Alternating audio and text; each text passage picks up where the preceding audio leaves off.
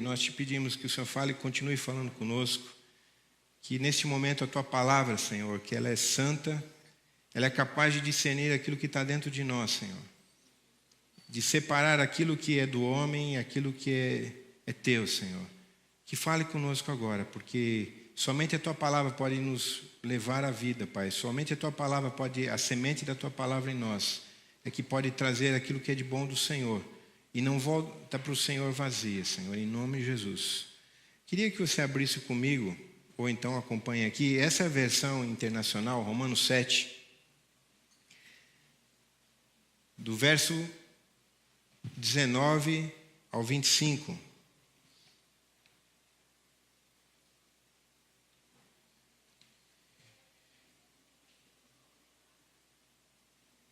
E depois deixa a sua Bíblia aberta, porque na verdade nós vamos estar consultando um outro versículo aí também, no capítulo 7 de Romanos.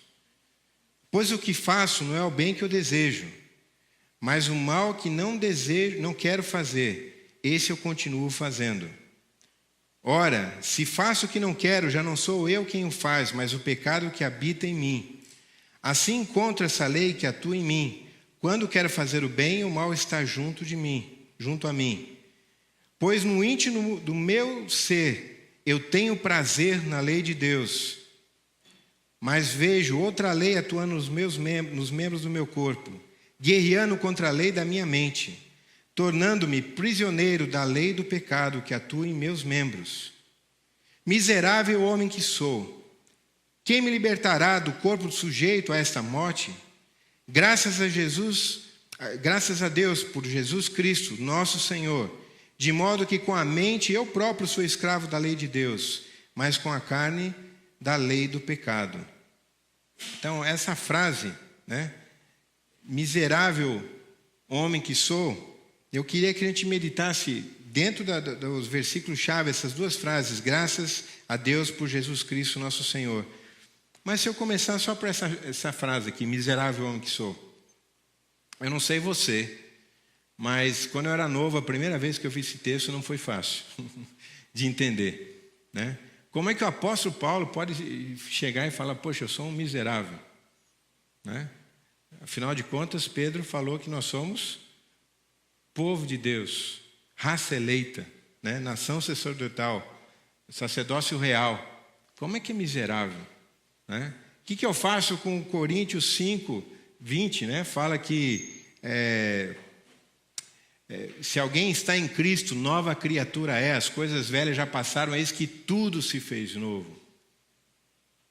Como é que Paulo chega e fala, miserável homem que sou? Né? E aquele outro versículo, o bem que eu quero fazer eu não faço, mas o mal que eu não quero fazer, esse eu faço. A primeira vez que eu vi isso, para mim, foi alguma coisa assim que... Para falar a verdade, a minha cabeça não conseguia entender. Né? Dá uma impressão que como que é errar humano. A primeira vez que eu li isso, tá? Estou sendo sincero com vocês, eu estou falando 15, 16 anos, foi muito tempo isso. Né? De 51, mais ou menos 35 anos atrás. E para mim isso era alguma coisa que eu não conseguia entender. O que esse texto está querendo dizer? Miserável homem que sou. Né? Paulo... Na verdade, é um apóstolo de Cristo, uma pessoa que buscava. Ele fala assim, olha, não julgo ter alcançado, né? Mas ele buscava, não é qualquer um, né? Não é um cara que levava a vida cristã de qualquer jeito. Estou falando de Paulo, apóstolo Paulo, né? Mas para mim isso foi, de certa maneira, não foi uma coisa muito fácil de ler, né? Porque como é que um cristão pode se chamar de miserável? Sabe que um cristão pode se chamar de miserável? O que Paulo quis dizer, na verdade, então, com essa frase? O bem que eu quero fazer, esse eu não faço, mas o mal que eu não quero, esse eu faço. Seria, como eu falei, sei lá, uma dubiedade, uma contrariedade na vida cristã? Veja, vamos ver alguns versículos aqui para entender um pouco, né? Eu fiquei um pouco mais velho, tive uma oportunidade de estudar isso, né, no seminário bíblico, e tem alguns versículos que eles são chaves, na verdade. Se você for ver Romanos 7, ele é dividido em duas partes. E na primeira parte, eu queria abra no verso 5, 6. Porque a primeira coisa que nós temos que saber é o seguinte: será que Paulo está falando que ele era um miserável? Porque tem outro versículo, Paulo, que fala que ele veio ao mundo salvar os pecadores, dos quais eu, principal dos pecadores. E Paulo está falando da vida passada dele. Ele não continua sendo um dos principais dos pecadores, ele foi um dos principais dos pecadores. E Cristo amou. Onde superabundou o pecado, superabundou a graça. Por causa da graça eu vou permanecer pecando de forma alguma. Ele não está falando isso. Tá? Mas vamos ver nesse versículo aqui. Versos 5, 6 diz o quê? Porque quando estávamos na carne, as paixões dos pecados que são pela lei operavam em nossos membros para darem fruto para a morte.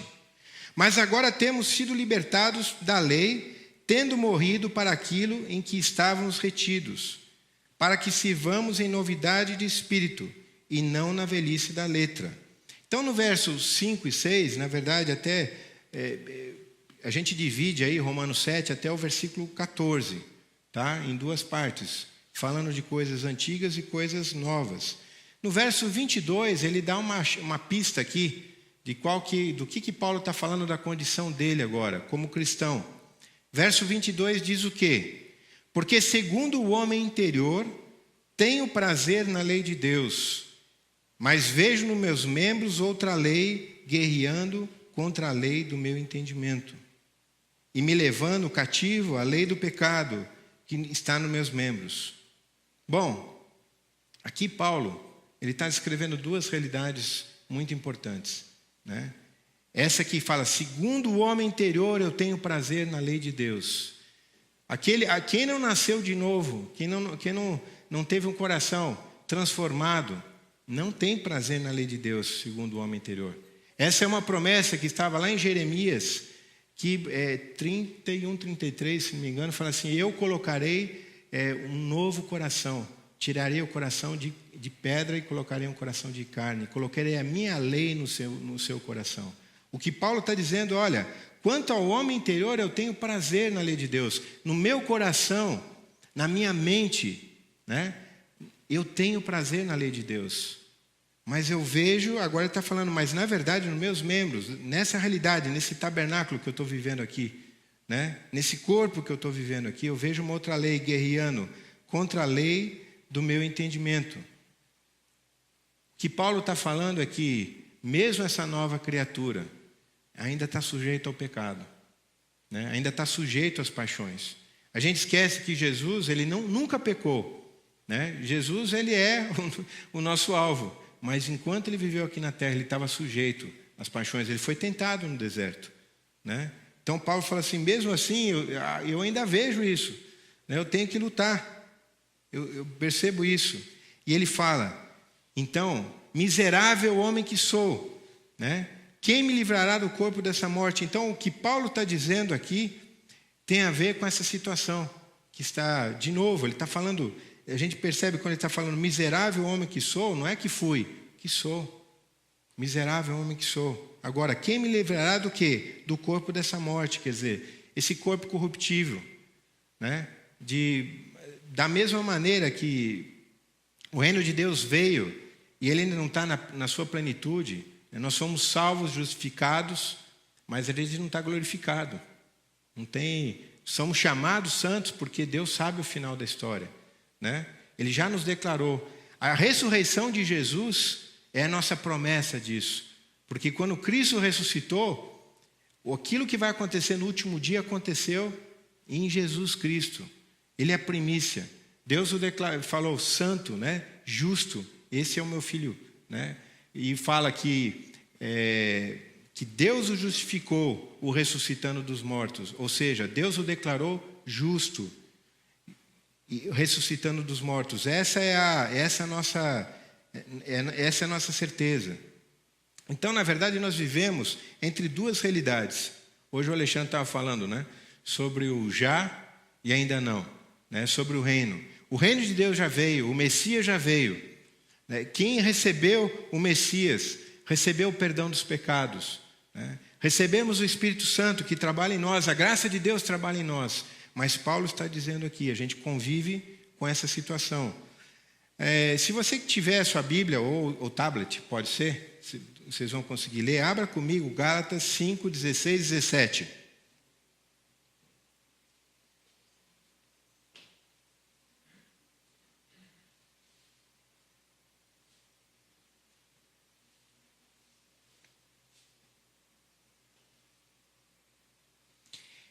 Digo, porém, andai em espírito, e não cumprireis a concupiscência da carne, porque a carne cobiça contra o espírito, e o espírito contra a carne, e estes se opõem um ao outro para que não façais o que quereis. Tem algumas coisas interessantes que esse versículo de Gálatas tem a ver com Romanos. Lembra quando fala no começo lá, o bem que eu quero fazer, não faço, né? Paulo está falando, o ser humano, Paulo, eu não consigo fazer o bem por mim mesmo. Mas o mal que eu não quero fazer, esse eu ainda acabo fazendo. Então ele não está falando alguém que está fazendo isso pelo Espírito de Deus, né? Não está falando andar em espírito. Porque se você andar em espírito, você não vai cumprir as concupiscências da carne, tá? Mas Paulo dizia, né? Eu não consigo controlar o que eu quero. O que Paulo está querendo dizer naquele versículo, né? Em geral, se eu não sou controlado por Deus, se eu não sou controlado pelo Espírito, em geral eu vou atrás dos meus desejos. Depois que eu vou atrás dos meus desejos, quem me controla são os meus desejos.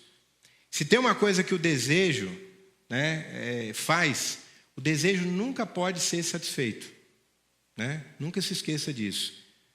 Então, se você quiser alimentar os seus desejos, que chama aqui concupiscência das carnes, nunca é satisfeita, não tem.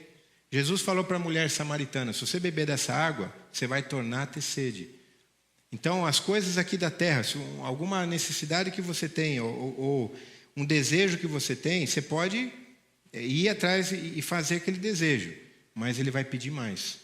A gente vê isso num caso claro, né? Droga ou, sei lá, uma perversão sexual nunca vai ser satisfeito, nunca você vai estar completo, tá? Mas, de fato, nós temos duas possibilidades, podemos viver entre duas realidades. Aquele que não tem Jesus, que a gente tinha visto lá no verso 5 do capítulo 5, que eu tinha falado para vocês. Versos 5 e 6 do capítulo 7 de Romanos, diz o seguinte, quando nós estávamos na carne, nas paixões dos pecados, né? Então o que acontecia? A gente era escravo do pecado. Amém? Naquele momento você fazia, né? Você era totalmente dominado pelo pecado, estava debaixo do domínio do pecado.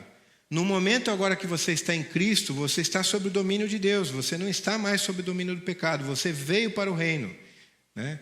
Quando Jesus pediu e nos ensinou a orar, venha o teu reino, é o domínio de Deus, sai fora do domínio, porque estás debaixo da graça e não debaixo da lei, Pedro, né? O pecado não terá mais domínio sobre vós, amém? Por isso, considerem-se mortos para o pecado e vivos para Deus, tá? E nós vimos na semana passada, né, que falamos aqui em Efésios 5, de deixar o velho. Lembra? Deixa o velho. Nós já temos novidade de vida para caminhar para frente, mas deixa o velho. Então, o homem, na verdade, ele engana a si mesmo, se ele pensar que ele tem controle sobre alguma coisa. Eu acho que quando Paulo falou, miserável homem que sou, se a gente for ver por essa ótica, tem muito sentido o apóstolo Paulo ter falado isso.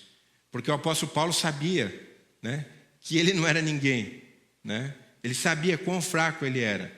E quando ele sabia que ele era fraco, então falar, estou forte, porque ele dependia totalmente de Deus. É uma operação totalmente impossível. Então, o nosso desejo, né, daqui para frente, quem está em Cristo, você não é mais dominado pelo pecado. Você não vive na prática do pecado, como diz lá em João. Quem é nascido de Deus não vive na prática do pecado. Mas tem outro versículo que fala, se alguém pecar, certo? Não é para viver no pecado, mas se alguém pecar, é isso que está dizendo. Mas a sua carne está sujeita aos desejos. A sua carne está sujeita ao pecado. E é o Espírito Santo que nos ajuda em nossas fraquezas. Amém? É o Espírito que age pela graça de Deus em nós, nos transformando. O domínio e o governo de Deus é estabelecido em nós pela ação do Espírito Santo. E é interessante que, muito pelo contrário, Paulo só disse que ele era um miserável porque ele conheceu a Deus.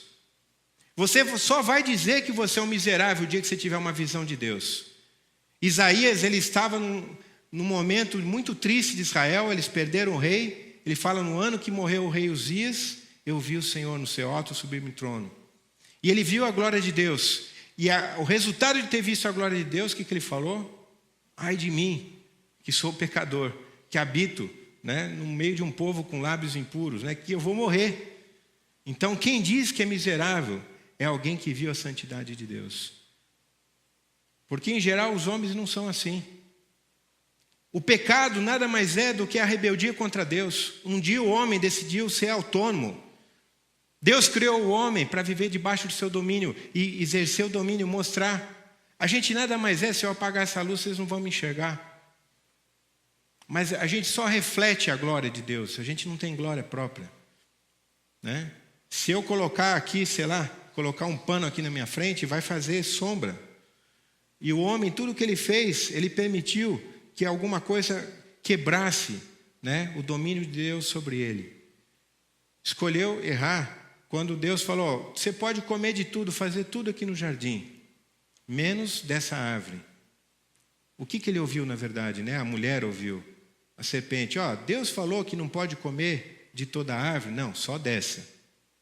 Porque essa, não, mas não vai morrer coisa nenhuma. Então, foi relativizando, Deus deixou de ser Deus. No momento que Deus não tem a última palavra, Ele não é Deus. Para você, Ele é Deus sempre. Você crendo ou não crendo nele, mas Ele não está no governo da sua vida, se você faz o que você quer. E se você for ver na Bíblia, que coisa mais doida. Deus chega lá para Adão, Eva, sabia que eles tinham pecado, eles se sentiram pecadores, fugiram de Deus, tiveram medo. E aí, quando Deus falou com Eva, o problema foi a serpente. Falou com Adão, o problema foi a mulher que o Senhor me deu. Adão já foi mais pesado, né? Porque a Eva foi mais esperta e jogou a culpa na serpente, né? O homem, que geralmente é mais burrão mesmo, ainda jogou a culpa em Deus. O culpado foi o Senhor que me deu essa mulher. Já pensou? Que pesado. O primeiro assassinato que teve na história. Caim matou Abel. Deus chega para Caim e falou, cadê o seu irmão? Por acaso sou eu o guardador do meu irmão? Quem não tem uma visão de Deus, quem não entende, não conhece o amor, a santidade de Deus, é um cara arrogante, nunca vai dizer que é miserável. Nunca vai dizer que é miserável. As pessoas progrediu, aumentou o pecado, o que eles foram fazer? Não se voltaram para Deus, foram construir uma torre para ter um nome famoso. Portanto, para uma pessoa dizer que eu sou miserável, não sou ninguém, você tem que ter, como Isaías, como Paulo, tem que ter alguém que teve a visão de Cristo, teve que ter a visão de Deus. E essa rebeldia humana, essa autonomia de Deus, ela acontece de várias maneiras. A gente sempre vai ou botar a culpa em Deus. O ateísmo diz o seguinte, eu não creio em Deus porque não pode ter um Deus tão bom assim.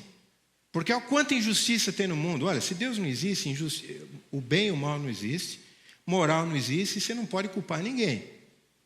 Então a coisa mais louca, o cara dizer que não crê em Deus porque ele está vendo a injustiça do mundo. Ele consegue ver a miséria, mas não diz que a miséria é dele. A miséria, poxa, Deus criou a miséria. E aí não vou crer num Deus desse, afinal de contas. E essa negação das coisas, né? Lá na Inglaterra tem um ônibus, aquele duplo, eles fizeram uma placa bem grande e falaram assim, Deus muito provavelmente não existe, portanto, viva a sua vida do jeito que você quiser, né? Não tem nada de neutralidade nisso. Você tem a negação, quando Caim falou, por acaso eu sou guardador do meu irmão? Né? Eu não fiz nada de errado, sei lá onde está meu irmão. Tem a relativização, foi a mulher que o Senhor me deu, para pensar, né? E a gente vê esse tipo de atitude em religiões, em religiosidade também, onde que o homem, na verdade, ele vai tentar ser o seu próprio salvador, né? De várias formas, porque, na verdade, ateísmo é religião, é fé, você não pode provar. No final das contas, nós vivemos num mundo, em tudo que existe, né? Eu queria trazer esse número aqui, eu não sei, mas são vários zeros a probabilidade de não existir nada. Por que existe tudo ao contrário de nada?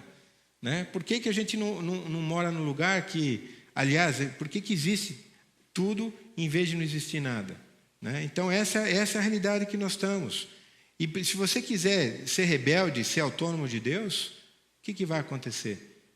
Você vai ter que tomar uma atitude de fé. A sublimação, o budismo diz o seguinte, né? Não existe pecado, o mal é uma imaginação. Então você tem que negar lá no seu imaginário, né? E na hora que você, por meditação, seja lá o que for, você vai entrar numa outra realidade, até que você entra no nirvana. Mas no fundo é uma sublimação. Eu não sou miserável, porque afinal de contas a miséria não existe, né?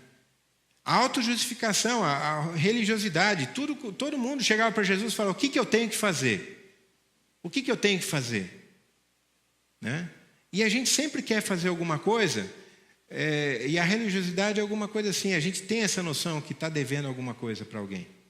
Mas a gente não diz que somos miseráveis. Então eu vou tentar fazer alguma coisa boa para pagar alguma coisa ruim. Já ouviu isso? Né?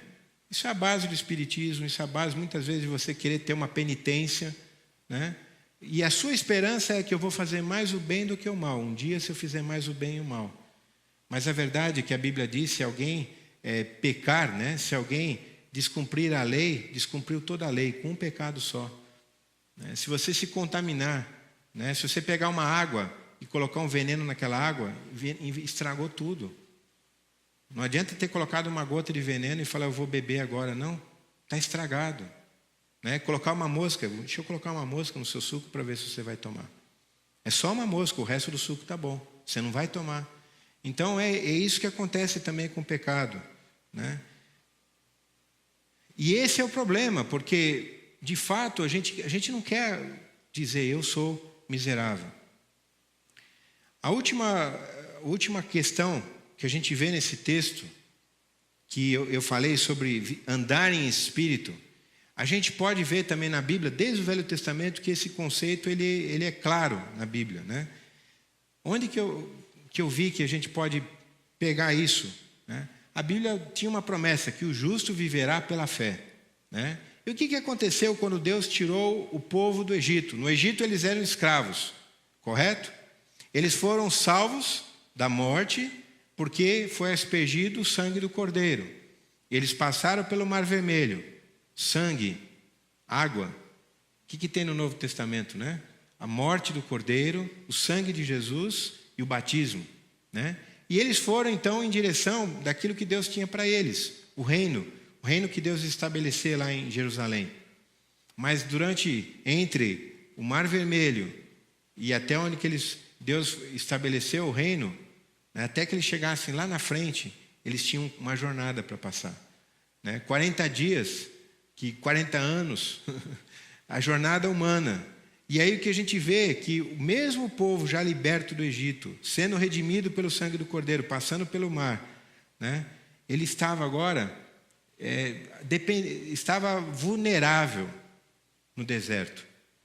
E ele dependia totalmente de Deus. Deus mandou uma coluna de fogo de noite, lembra? Nuvem de dia. Deus mandou maná, Deus fez várias coisas, mas mais importante, Deus habitava, depois teve o tabernáculo, habitava no meio do povo dele. E é isso que Deus está fazendo, e Ele quer fazer na minha vida e na sua vida. Esse é o convite de uma missão impossível. Daqui para frente, você convivendo com esse monte de desejo na sua carne, miserável homem que sou, e aí que Paulo chegou então. Esse versículo aqui. Mas graças a Deus, por Jesus Cristo nosso Senhor, de modo que com a mente eu próprio sou escravo da lei de Deus, mas com a carne da lei do pecado. Eu estou sujeito ao pecado, e ainda que eu fui salvo por Cristo, eu dependo da ação de Deus todo dia, todo momento, todo instante. Eu preciso da graça de Deus. A Bíblia fala: o justo viverá pela fé.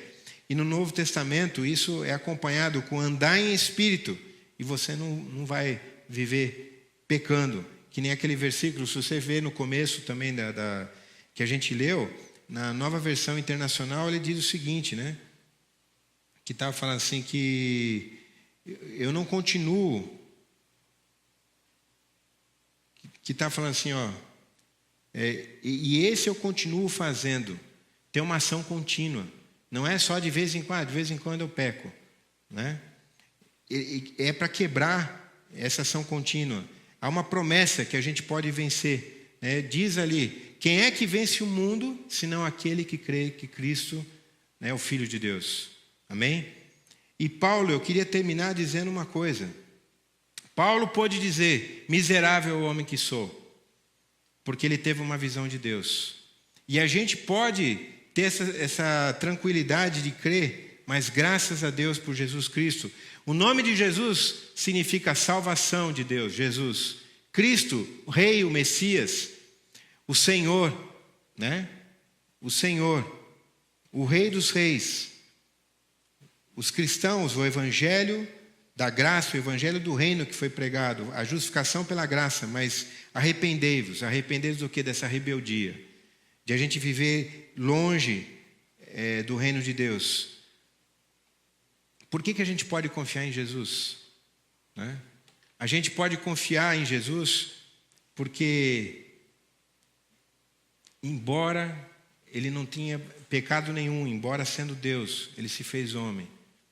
Né? E embora ele não tivesse razão nenhuma para dizer que ele era miserável, ele se fez o que por nós? Maldição. Ele se tornou miserável por nossa causa. Em Hebreus diz o seguinte, que aquele que passou todas as lutas que a gente passa, que ele pode se compadecer de nós. Então Jesus, ele é totalmente confiável. Ele conhece qualquer problema que você tem. Ele conhece o que é, diz lá em Isaías 53, né? Ele foi desprezado de todas as maneiras. O homem mais rejeitado sabe o que é padecer em todas as coisas. Jesus não é apenas um salvador, ele não é apenas um super-herói. É o Deus que se fez fraco, em total dependência, não pecou em nada. Né? Mas sim, mesmo assim, ele sofreu a minha morte e a sua morte, para que a gente pudesse viver essa vida impossível. Né? Ele nos reconciliou com Deus para que nós pudéssemos ter, né, o espírito de adoção, para que a gente pudesse ser adotado, se transformar em filhos de Deus. E por causa disso a gente tem essa esperança. Graças a Deus por Jesus Cristo. Não apenas um dia que ele vai voltar. Não apenas. Jesus falou: se alguém me ama, eu e meu Pai viremos e faremos nele morada. É hoje aqui. Né? Pode ser que você não veja tudo isso. Né, que você muitas vezes fala: poxa, eu sou muito miserável, né, eu ainda estou fazendo muita coisa que eu não quero fazer, e aquilo que eu quero fazer eu não faço. Mas eu queria, como o mesmo apóstolo Paulo falou: olha, não julgo ter alcançado, né, mas eu avanço para o prêmio da soberana vocação. E ele dá um conselho para todo mundo: deixando todo embaraço, né, não é nem pecado, embaraço. E o pecado que tão de perto nos rodeia, fazemos o quê? Hein? Com os nossos olhos fixos em quem? Naquele que se fez miserável por nós. Naquele que é fiel e justo para nos purificar de todo pecado. Mas é fiel e justo para, nos acolher. É o bom pastor. Feche os seus olhos.